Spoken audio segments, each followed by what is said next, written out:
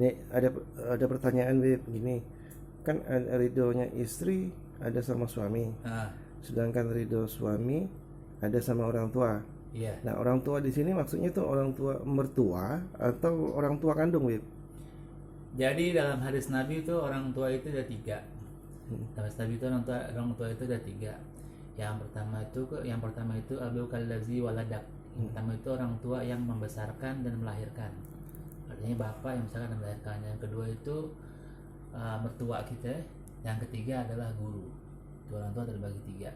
Adapun seutama-utamanya orang tua, yang pertama adalah Abu Kalazi ilmak, yang utama adalah orang tua yang mengajarkan ilmu agama. Tapi dia tidak berharap mencari nama atau mencari penghormatan lebih daripada si murid. Malah si murid disuruh belajar untuk adab menghormati orang tuanya sendiri. Karena begini, ilmu itu ilmu itu adalah ketinggian, pemahaman yang bagus ilmu. Tapi ilmu itu juga harus dibarengin dengan adab. Adab itu adalah barokah hasil daripada ilmu. Jangan sampai punya ilmu tapi nggak punya kebarokahan.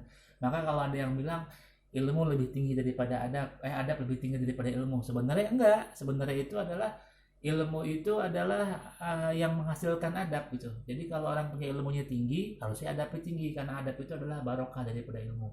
Pertanyaan tadi, kalau ada misalkan istri surga di suami dan suami surga di orang tuanya, itu ibunya sebagai orang tuanya dia dan baru bapaknya.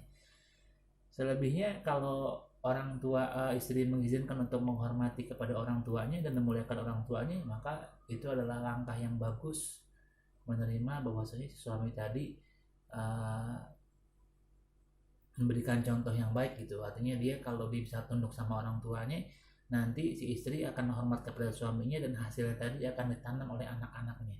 Karena kalau mau punya anak yang soleh dan solehah, ya perhatikan juga keluarganya, perhatikan orang tuanya, perhatikan mertuanya, perhatikan gurunya. Karena semua orang hidup itu akan dibales, dan pembalasan tadi sesuai dengan apa yang kita dapat, dengan sesuai dengan apa yang kita tanam. Siapa yang menuai baik, siapa yang menuai baik, maka dapatnya baik. Siapa yang menuai buruk, dapatnya buruk. In ahsantum ahsantum bi anfusikum wa in asa'tum falaha. Di Al-Qur'an tuh ya. Nah, jika kamu berbuat baik, maka kebaikan untuk diri kamu, artinya dibalas dengan kebaikan, dan jika kamu berbuat kejahatan atau keburukan, maka balasan untuk kamu juga keburukan tadi. Wallahu alam. Nah, ini ada pertanyaan lagi, Beb. Kalau seandainya si orang tua ini, maksudnya mertua ini, mengajarkan si anak, apa namanya, si istri tadi itu untuk melawan kepada suami, nah itu gimana, Beb? Bahkan condong untuk cerai. Astagfirullahaladzim. Hmm. Di saat anak itu perempuan dinikahkan oleh si suami dengan ikrar ankah tuka wazawatuka, saya nikahkan dan saya kawinkan kamu, berarti semua hak anak perempuannya itu, segala sesuatunya itu jatuh kepada suaminya. Bahkan kejelekannya, kebagusannya, buruknya, baiknya, pahalanya, dosanya, semua yang tanggung suaminya.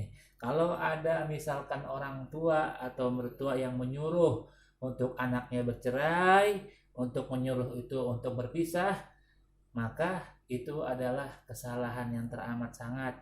Karena begini, kalau kita sudah menyerahkan ke pasangan tadi dan kita yakin dia emang orang yang baik, dia bertanggung jawab, agamanya bagus, terus bisa membimbing kepada agama, lantas ngapain disuruh cerai?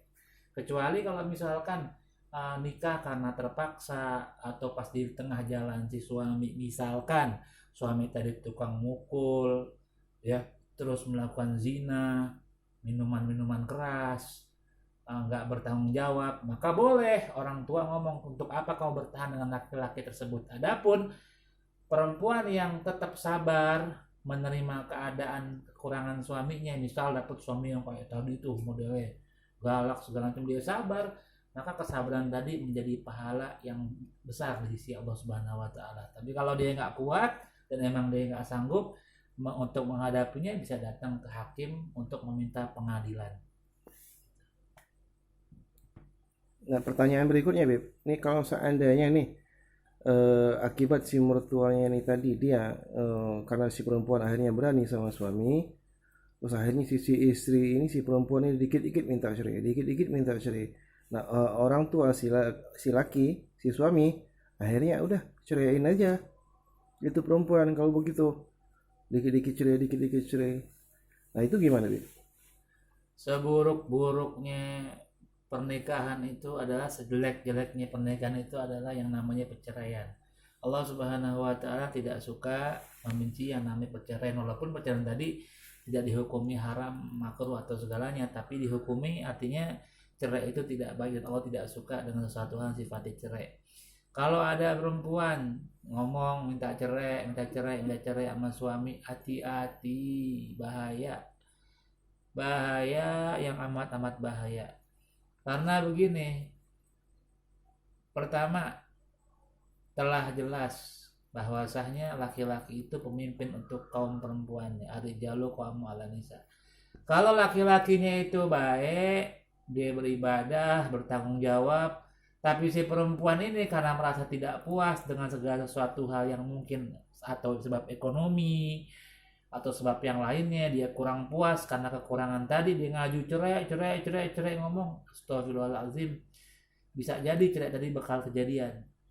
Dan andai kata pun terjadi, nauzubillah, namanya cerai kejadian, itu kalau suaminya udah baik begitu atau istrinya udah baik banget gitu, andai kata dia pisah, dia kawin lagi dapat orang yang lain, maka pasti dapat dipastikan tuh pasangan setelahnya itu tidak akan lebih baik daripada pasangan yang sebelumnya.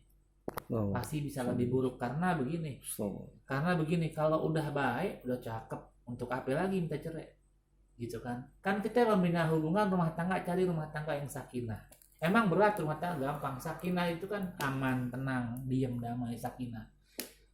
Sekarang kita ganti sakinah, kita ganti jadi kasroh, jadi sikin. Artinya apa? Pisau, tajam, jadi menyakitkan. Makanya orang rumah tangga itu di tengah-tengah tuh, dia berusaha diam, tenang, damai. Tapi kalau misalkan dia melewati tadi dengan pisau yang tajam, dia sakit, maka akibatnya bisa terjadi fatal yang namanya perceraian. Maka kita rumah tangga itu penting banget emang belajar ilmu agama, udah itu doang. Udah kalau mau rumah tangga itu mau langgeng, mau awet segala macem, ajak suami, ajak si istri ngaji, duduk taklim, bahas masalah agama. Kalau enggak, susah untuk dapat rumah tangga sakinah, karena kita di tengah-tengah. Bisa jadi tenang, damai rumah tangganya, sentosa, bisa jadi tajam, menyakitkan, bahkan bikin luka.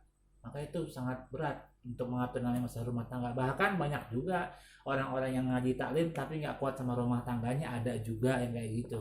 Tetapi balik lagi, kita sudah berusaha untuk memberikan yang terbaik, memberikan hasil yang terbaik. Makanya andai kata pun nanti kita udah berusaha hasilnya kurang baik atau kurang pas, kita jangan sedih atau jangan kecewa. Artinya kita sudah berusaha untuk membina rumah tangga yang baik, mengikuti apa yang dibuat Rasulullah SAW. Insya Allah mudah-mudahan kalau orang itu baik akan dapat yang terbaik, orang itu buruk pasti dapat yang terburuk. Janji Allah udah pasti, agak bakalan salah insya Allah.